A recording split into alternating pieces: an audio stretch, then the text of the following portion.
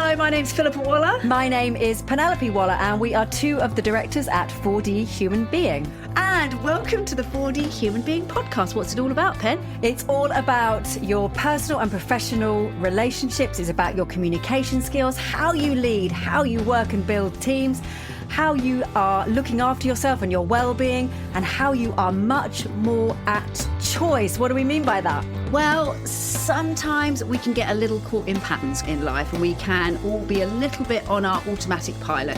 So 4D Human Being is all about helping us get back to choice and being a four-dimensional human being. And your fourth dimension, of course, is intention. So whether it's about your impact, your leadership style, your team dynamics, whether it's about your well-being, whether it's about your communication or your presentation skills, anything that involves human beings interacting with other human beings, 4D Human Being are here to help. we're going to take a deep dive and look at some tools, insights, theories that are going to help you go from a 3D human doing to a 4D human being so that you can happen to the world rather than the world simply happening to you.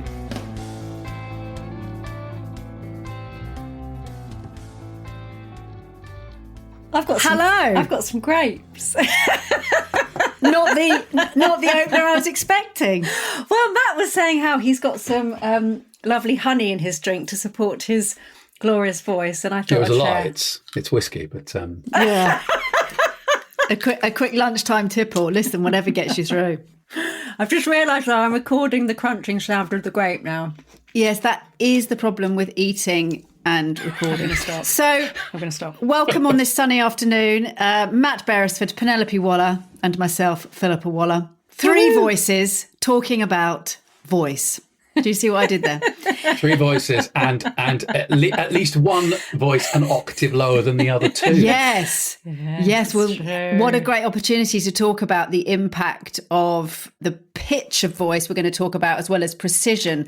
And of course, your gender to some extent, but your kind of how your vocal cords are positioned, how thick your vocal cords are, how much breath you take into your diaphragm. All these things are going to impact the pitch of your voice. And it's easy to sort of put voice, isn't it, into some sort of technical category. Oh, the pitch of the voice, like it sits sort of somewhere over there that expert singers might think about.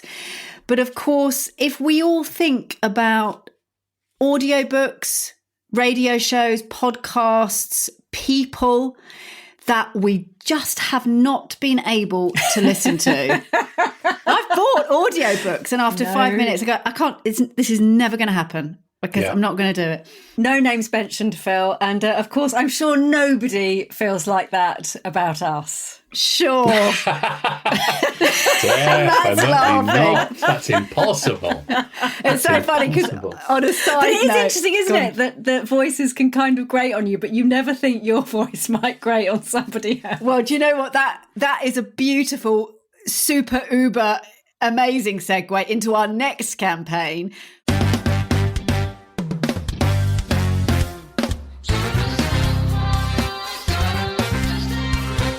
Which is called Are You Good to Work With? And this is another really good example of that, because we're really good at looking at other people and deciding that they're not good to work with. But exactly like voices, we know instantly whether we want to listen to somebody else's voice. But how often do we ask, how do people feel about my voice? And do I have any control over that, over the sound it makes? Quite often we're asked to work on executive presence. It's a big ask when, for coaching. And often when we have a chemistry meeting with someone, we can see quite quickly a number of the things that people are talking about, being more concise in language. We're going to talk about precision today. One of the things I don't think people think about very much when it comes to executive presence is the pitch of the voice. And quite often, I'm sure all three of us have had an experience, both with men and with women, of getting onto calls and thinking, this voice literally the kind of technical where your voice is positioned might also be a bit of a challenge, even though most of your colleagues, that wouldn't be a thing they would particularly put their finger on. For us, because it's something we're quite aware of, it's often something you can identify very quickly. Well, it's very much on my mind at the moment with the presidential race in America being between a male and a female. And I've been very engaged with those politics in that race. And part of the reason is the communication style. And I think what Kamala Harris, whatever your politics, I think what she does absolutely brilliantly is really anchor her voice, both in terms of pitch and pace, which is absolutely vital at that level of leadership. When you're talking about a country's economy and, political kind of agenda, if your voice does not match the gravitas of that, you're starting from nowhere, aren't you? Sorry, particularly if the race is against a male who will generally tend to have that kind of that weight and perhaps that slightly lower pitch more naturally, just because of how as you said before, you've got that direct built comparison. Up. Exactly. Yeah, and as Matt just mentioned, it is important. It just is, because of how our animal brains process sound and information and voices and language. It is important whether we think it should be or not. It just is. Exactly. And I want to be really clear on this before I pass the relay baton to Matt and Margaret Thatcher, is that it's really not about being genderist, because there's lots of advantages to higher pitch and to lower pitch, which Matt as well will talk about. But it is about being aware of the impact of your voice. And if your voice has a higher pitch and you're talking about, we're going to do great things with the economy, it just has a different impact to, we are going to do some great things with the economy. Matt, over to you. Tell us about one of the first female leaders certainly in the UK.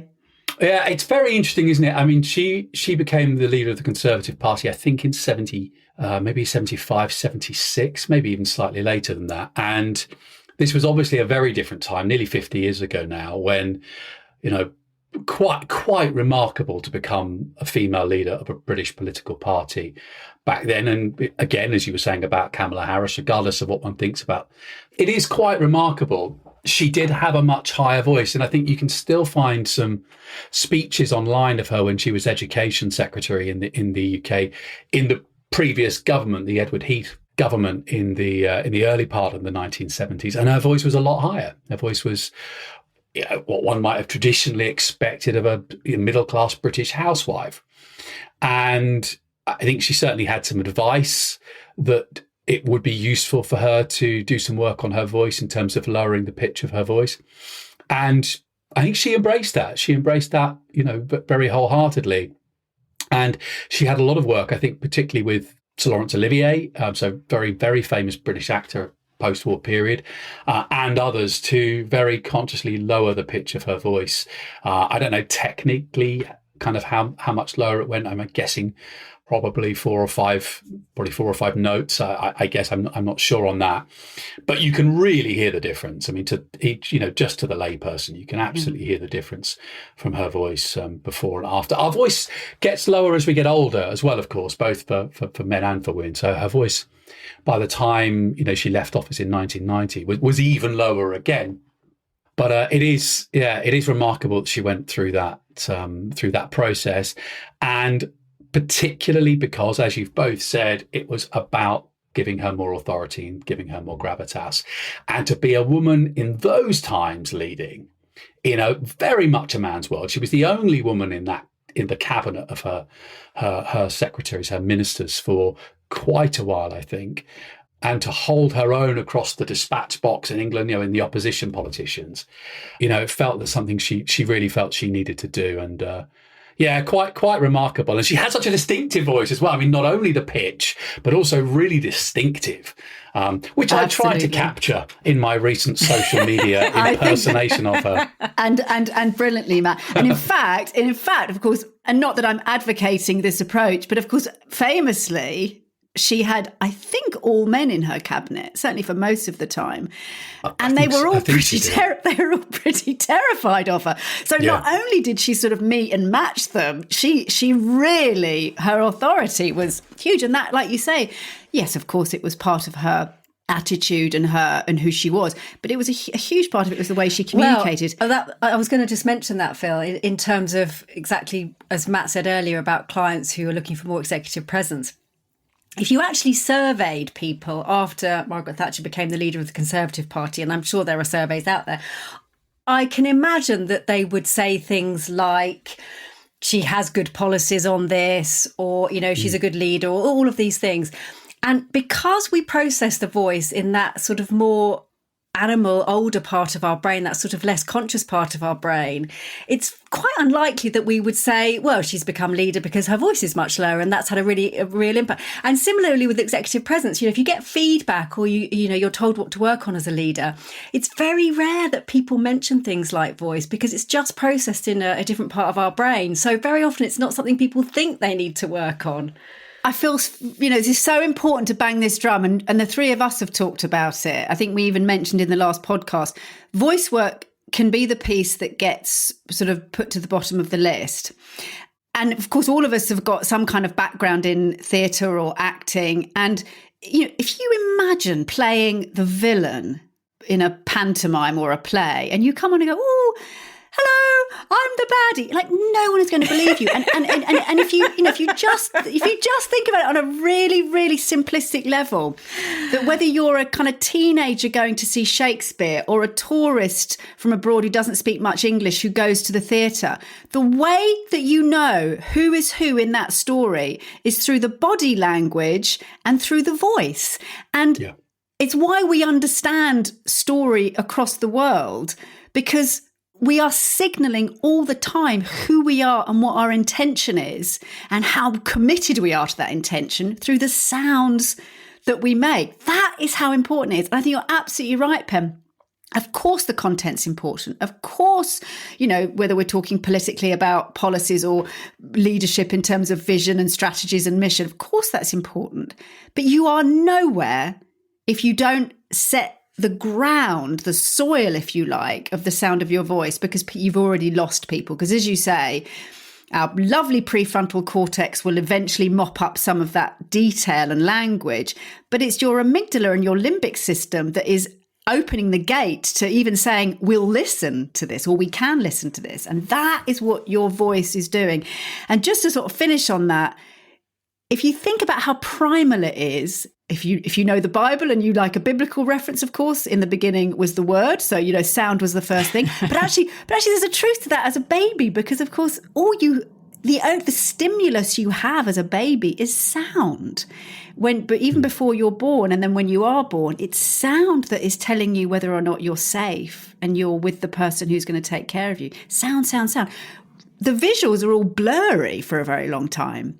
Yeah. It's sensory and it's sound. So that's how primal it is. We're going to follow the person in an emergency. Which one are you going to follow? Oh, I think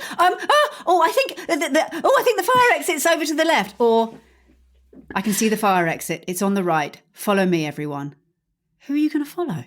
Yeah. It's basic, isn't it? And also you said about the babies, that's really interesting, because the sound for babies, of course, they know none of the content. They are just listening essentially to pitch and pace and volume, listening not really, but they're sensing it. They're getting a feel for that. And we know it when we do sort of baby, silly talk to babies, when we try and make them laugh with high pitches, and then we try and calm them with low pitches. And it's so right what you say about kind of theatre shows or movies or plays where I think you're right. I don't know if this is definitely universal, but I suspect it's quite universal that, the villain's unlikely to have a very high-pitched voice. They are unlikely to be that. And yet we go into professional situations and think it doesn't matter, when we know lots of the other parts of our life, we know it really does matter. Yeah. I'll just be me. I'll just do me. Yeah, go on. Sorry, Matt. Yeah, exactly. I'll just be me in the way that I talk. And I would just say one thing in terms of higher pitches, because you touched on it right at the beginning of this, Phil, that that there are some benefits either way. I mean, the benefit of a higher pitch, of course, is it has the clarity and it has the carry. And if you've got a very low voice, it can be quite challenging for your voice to get to the back of a big room, certainly without being amplified by a microphone. The benefit of that high voice, it can really ping off spaces, can be easy to listen to. I would certainly, in very loud rooms, sort of networking events, consciously raise the pitch of my voice so it was easier for people to hear me. Whereas if you're kind of just pushing from a very low voice, you end up, you've lost your voice after an hour of small talk over nibbles and wine. So there is benefits to having a high voice as well. We often refer to the adverts, don't we? In America, we don't have them here in the UK for medicines and stuff. The high pitch is used to sell the product. This is what it can do for you because it makes us feel emotional and engaged, and we would listen to it. And then the low pitch is used for the warnings of the side effects because there's less emotional connection with a lower voice, and it's that sort of gravitas piece. So they're both really useful, but they do quite different things, don't they? Yeah, it makes me I always think of it as cut through. That historically voices adapted to things like landscape and environments or factories with the looms kind of going, the mills. So voices would adapt. And it makes me think of, it's sort of archetypally, I guess it's sort of the mother's voice, but, calling across, the fields to get your kids back at sundown or whatever, that it would go into that high pitch because you want to cut through and reach across the landscape. But of course it works because it literally cuts through any background noise. And if you think about that in terms of leadership, sort of joking aside, it's very different to use a lower pitch, as much as a lower pitch might give you status and gravitas and all of that kind of anchoring. To use the lower pitch to say, and we can do it, it's not wrong. It has a certain impact of solidity, but it's very different if you go, yeah, and we can do it. And if you're taking the pitch up, you're going to get a very different emotional response in terms of the brain and the nervous system. So you are literally impacting people's hearts, nervous system, brains, and getting them into a state, choosing to get them into a state using your voice. I just think is such an incredible thing to think about. And I think one of the most important things to say here to launch into talking about, well, how can we apply this, is we have more range than we think. It's like anything, isn't it? It's like body language. We've practiced becoming who we've become today. Yeah. But we have a lot more range. So if anybody's thinking, yeah, well, my voice is my voice. Actually, your voice is what you've practiced up until this point. Yeah. You have more range. So what can we do to have varying pitch? And maybe we should also just quickly touch on what's not useful about not having pitch range, like the monotone voice. What happens? Yeah, it's a really good point, Phil. I think some people do struggle with this, and it's an interesting thing, actually. I was saying that people don't often get feedback on their voice when it comes to things like executive presence, partly because I think people may be worried about hurting someone or something that they can't control.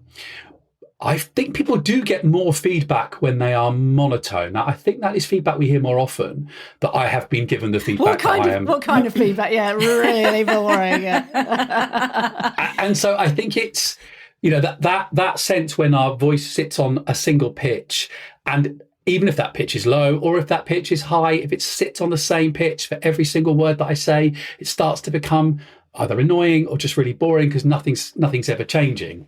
I think that is something people get quite sensitive to if they've had that feedback. So it is an important thing to be able to start adding a little bit more colour and range into our voices. Yeah, you don't want to, it's interesting, isn't it? Because it makes me think of sort of, again, if I think of sort of TV shows where you've got the character where they go, oh, Bernard's coming round, and everyone goes, oh no. And of course, it's not because Bernard's not a nice person. It's because Bernard talks like this.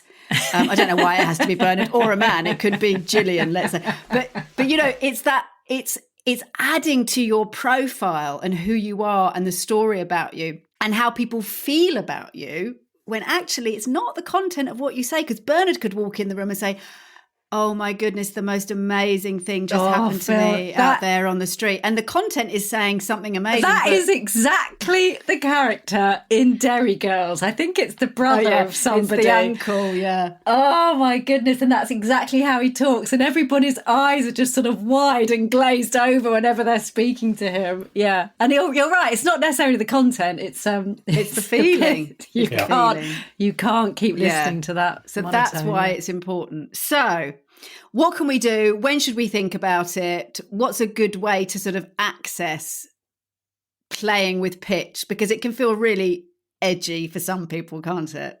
Yeah, it can. I think it's something best explored, on your own at first before you in the shower, unleash. Before you unleash singing your presentation on an unsuspecting audience. I shared on the social media piece that I did quite recently a wonderful app that I found called Voice Tools. Really simple. So you can download it on your phone or on a PC. And as we certainly tend to say to people, all development starts with self-awareness and then thinking about where we want to get to. It's really great in terms of showing you the pitch of your voice and the variation that you have within it, like on a kind of heart monitor, going from a feminine pitch to a masculine pitch because of the difference in the vast majority of male and female voices. So you can see when you are entering the more feminine pitches and then when you are dropping into the more masculine pitches for both men and for women. What's that called again, Matt, that app? It's called Voice Tools. Voice Tools. And just to clarify for everybody, when we're talking about feminine and masculine, we mean that in the how we reference tone as opposed to the gender. You might be a man with a more feminine tone and you might be a female or anything else you might be, but it's more about the pitch. It's literally done in hertz, so that's so you can see that on the screen.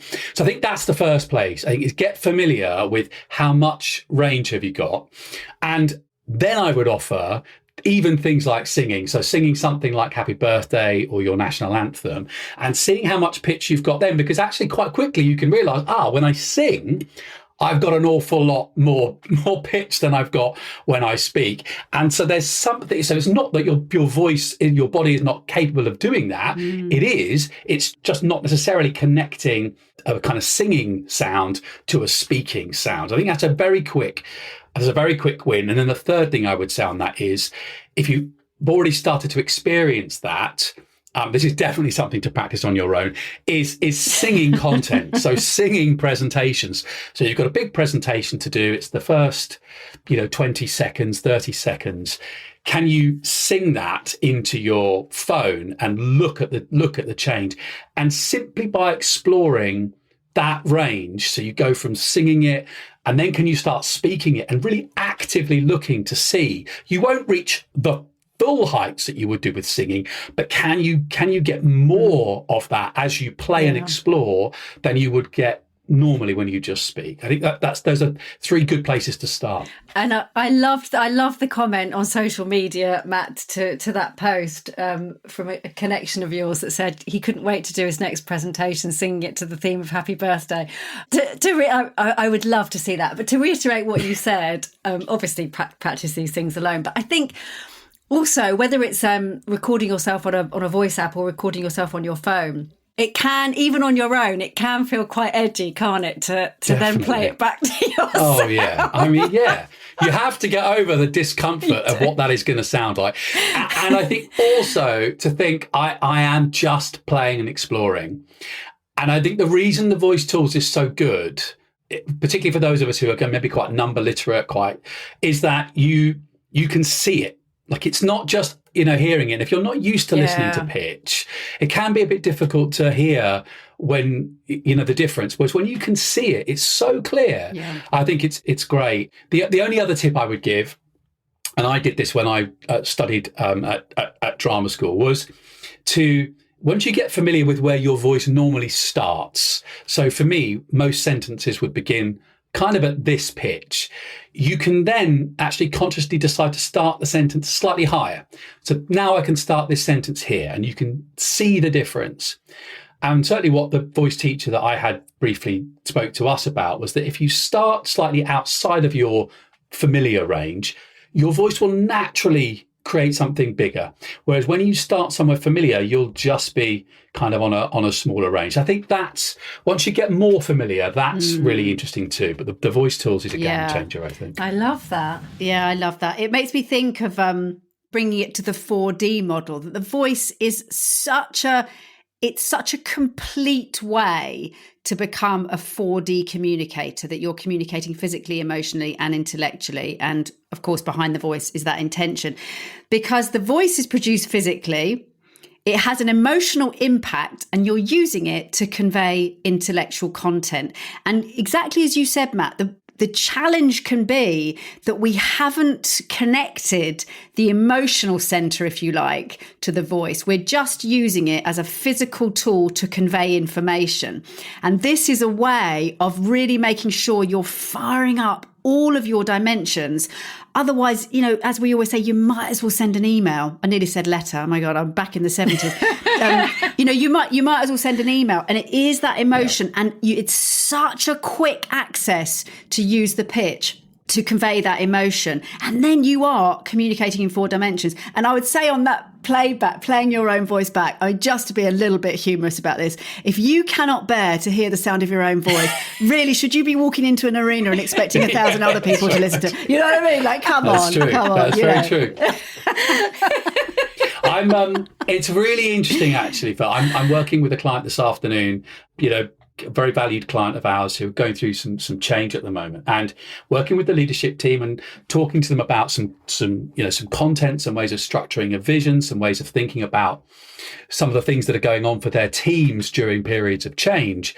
And I know a lot of the content is focused on how will we structure the messaging, how are we going to put this together, how are we going to talk to people's values. And actually, probably not very much is going to be on the voice and how that is going to help to give people confidence and security as they think about going through change. It's completely natural that we don't think about that, but it really makes a big difference. What a good example, Matt. If you just took one moment, as you listen to this podcast, and think about a message that you might need to be giving to a team or an organization in a difficult moment. If you can use your voice in those first few seconds to soothe your audience's amygdala, limbic system, nervous system, now you can tell them what's going on. You have changed the game, you've changed the room, and that's all about how you've used your voice, because you're going to be nervous and you want to get it done. And if you're not intentional about it, that emotion is going to drive the bus and be too fast and too ungrounded, I guess is a word. Yeah. Good. Okay. Pitch. One other thing I think on that, because it's produced physically, if you want to play a bit of another crazy game, is get yourself right down to the floor and play with pitch down there, and then stand up on a chair or jump off the sofa and play with pitch up there, because there's something about physicalizing it, because it is a physical thing. We don't really think about the voice as physical, but it is produced physically. So the bigger you get your body, the more resonant and big your voice is going to be. And the smaller and higher you get your body, the more kind of top notes you're going to hit. So you can use the body to push the pitch. Yes, and you can use the pitch for the volume. Because I think what you're saying is exactly that too, Phil. Very often when we think we need to be heard by more people, we just focus on pushing more. Yes. And actually, if we think about maybe moving into those higher pitches, then we can be heard more easily. So it has so many benefits. Okay. Good. Precision. Pen, I'm going to pass to you for that. Well, there are so many things that we could say about precision. We are probably going to focus primarily on precision in terms of the volume of words that you choose to speak in any given message. I would mention a couple of things on precision, which is around what I often use the word punch in terms of a voice, where you can think about it in terms of emphasis. So if we're saying that we're really excited about what's going to happen next year, and we can go up and we can go down, but we're not really pushing down on any words, it's quite difficult to land a message. Or if you say, I'm really excited about what's going to happen next year. So it's more the cut and the punch on the voice, which can be very useful. And that speaks to precision of intention. Yes. Because we must talk is very different from we must talk or we must talk. Exactly. So the emphasis and sort of cut and the punch on your voice is very important in terms of precision. And we do talk about that quite a lot when we do get the chance to work a little bit on voice. Also because we work with a lot of international leaders as well. And the punch and the cut on the voice in terms of that precision differs hugely across different mother tongues. So that's something that we can and it's not that there's a right and a wrong. Similar to the pitch, there is something very, very useful about that sort of melodic flow, but there's also something very useful about that more of a cut through in the voice. I think that's a really, really good note, though, for speaking in a second language. When we haven't got the 100% accuracy of language, probably one of your best friends in that moment is emphasis. Because to communicate the message, exactly, 100%. And I think, I mean, I don't know. I mean, I only know one other language relatively well. I'm pretty sure that English is it's not unique, certainly, but I think it is a particularly inflected language in that way. I think emphasis can carry a tremendous amount of meaning in English. And I don't know if that's quite as strong in every other language. I've got a feeling it isn't. I've got a feeling like French is, as Penn says, much more melodic. And if I think about, from what I know about Mandarin, but Chinese, I think that, again, I think that hasn't got that kind of emphasis that we have. It's a very different sound. So again, when you're crossing over using another language like that, it's a really useful tip to know that actually just that base feel of the language, if you put some emphasis, if you're Chinese speaking in English, you're going to have a far more precision in your communication when you're speaking in that language. French as well, Phil. I think we've mentioned this before. I'm learning French at the moment, which I absolutely love. And I mean, obviously it's my third language, so it's not, I'm not brilliant at it, but when I'm with my French teacher, I find it quite hard to work out where one word ends and one word starts, to be honest. Well, and of course, this is partly, I think we might have touched on this in the last episode, this is partly about vowels versus consonants, which is also something that really leads to a precision versus a sort of feel, that we carry the emotion on the vowel and the meaning on the consonant. So as you started, Penn, I know we're going to move on to kind of quantity of how much we talk in terms of precision, but in terms of that ideas around clarity, you've talked about emphasis, of course, diction, that it's almost how do you wrap up your vowels with the consonants to make things really clear, because vowel sounds absolutely end up being this sort of feel, and the danger is it stops being precise. It's a sort of feel, we'll be fine, and it's going to be good, rather than we'll be fine, it's going to be good. Very different feel. Another challenge for people who have Latin language as their native tongue, for example, because so often they're having to speak in English, and English is just naturally, it sounds, certainly to English, people who have English as a first language, a more exact, precise language, because it's so consonant heavy, like German, like Dutch, like a lot of the Scandinavian languages. There's sort of slightly extra barrier to get over if you're a Spanish, Italian, Greek speaker. Yeah. And of course, has a very particular impact in terms of what the language, some German words can feel like. And it's simply about the sound. So again, it's just being aware of that. Okay. Yes. Precision in terms of quantity. Yes. Quantity. So the first question I'm going to ask, Matt or I often ask this when we're in the room, is who here has recently walked away from a presentation and wish that the presenter had said more and taken more time? And everybody in the room just kind of falls about laughing. No one ever said, I wish that presentation had been longer. Never, like literally never.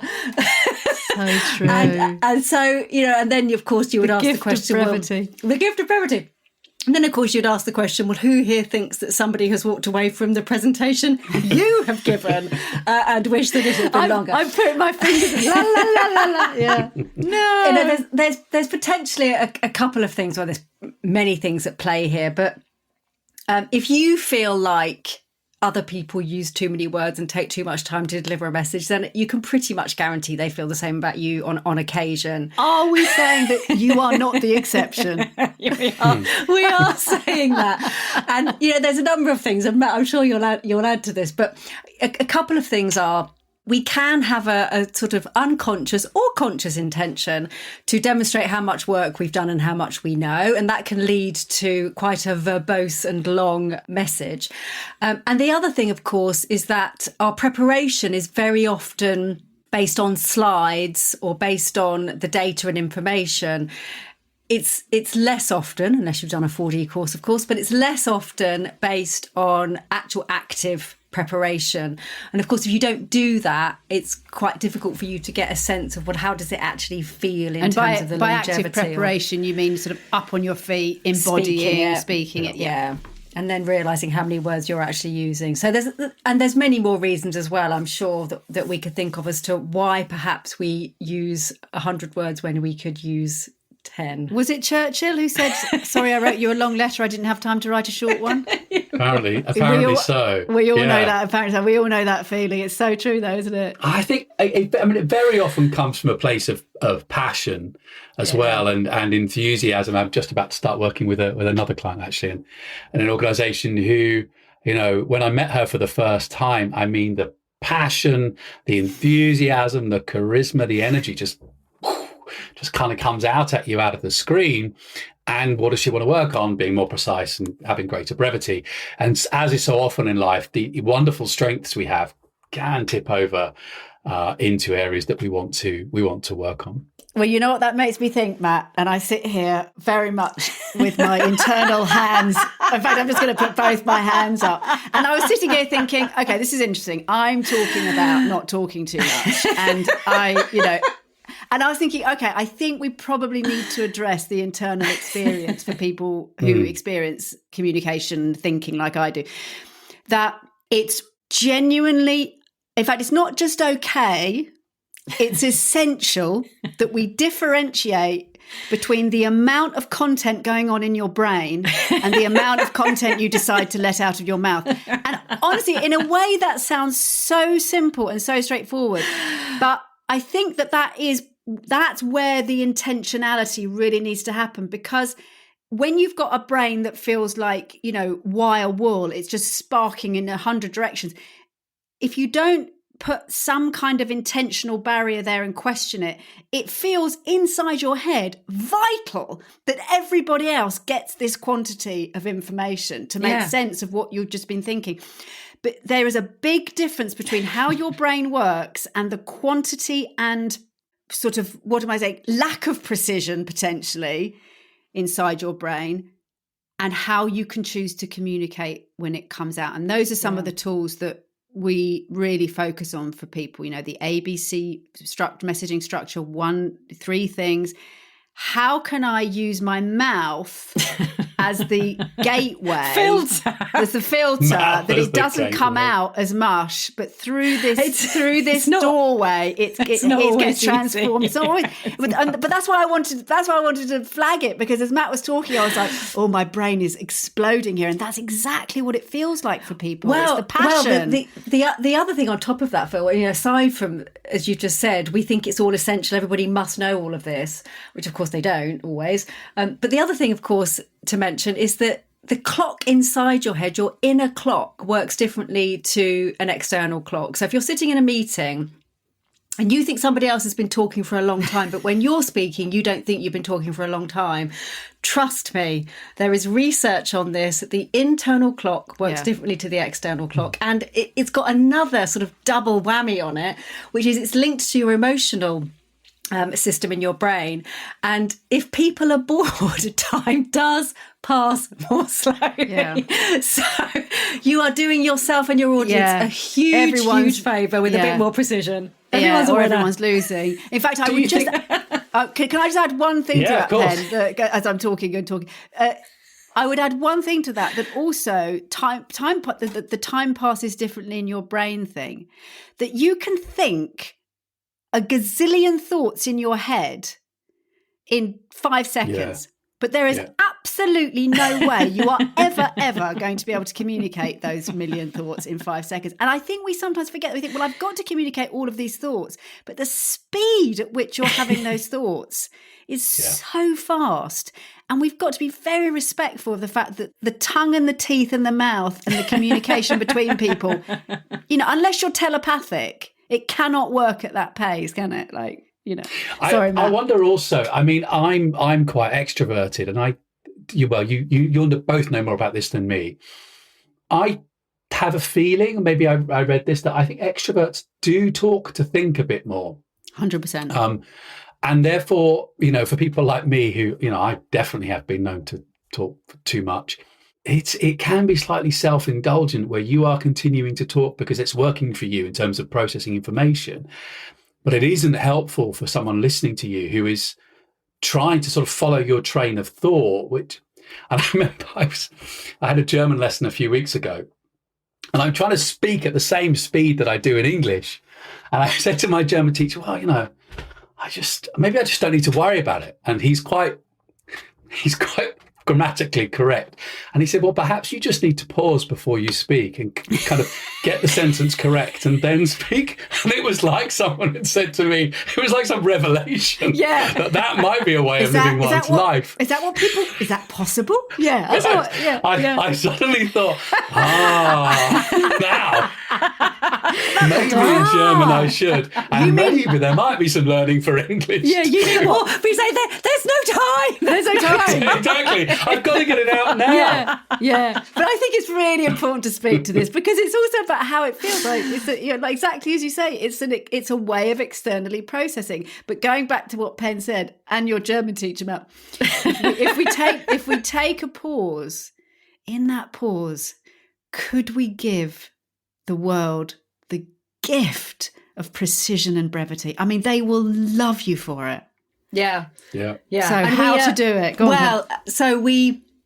There are lots of things we do, Phil, as you said, around structure. And one thing that we do, and we don't do this all the time, but interestingly, Matt, we have started doing it a bit more recently, haven't we? Is we play a game with our leaders called Half-Life, and it comes from the world of improvisation. I mean, our leaders are getting younger and younger, so this reference I'm about to make doesn't always land with people. But for those of you old enough to remember, there used to be a TV program called Whose Line Is It Anyway? And actually, back in our sort of 20s, Phil, improvisation was like the big thing, wasn't it? It was the big thing on the comedy circuit. Yeah. And then one of the games that used to get played in improvisation games was doing a Shakespeare play and doing it in 10 minutes, then doing it in 5 minutes, then 2.5 minutes, then 1 minute, and then 30 seconds, and then literally sort of 10 or 5 seconds. Yeah, so funnier. Hamlet would end up being, there's the ghost of my dad, you're all dead. Exactly. Yeah, exactly. Yeah. And it just got funnier and funnier as it got shorter and shorter. That's the game. We don't get people to do Shakespeare. We get them to talk about a topic for a couple of minutes, then a minute, then 30 seconds.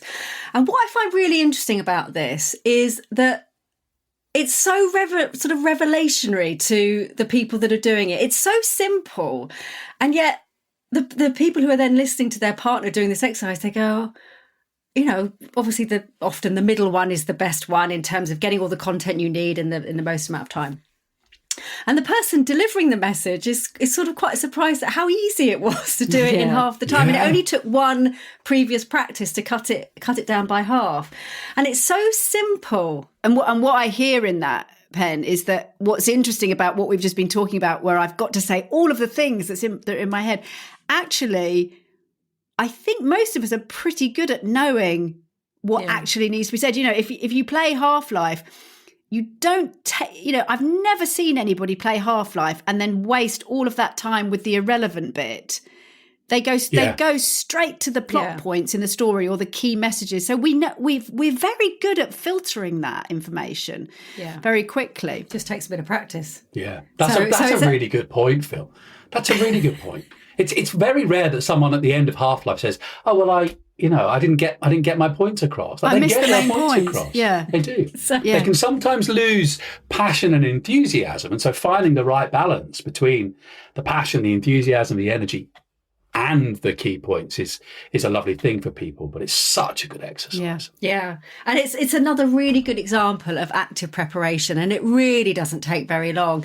And the other thing that we often talk about is the fact that so often in meetings and presentations, your time gets shifted and cut because things are overrunning and, other people have spoken too much, and then it gets cut down. And you've only got 5 minutes instead of 15. And it's frustrating for people because they've done a lot of work on important things, etc., etc.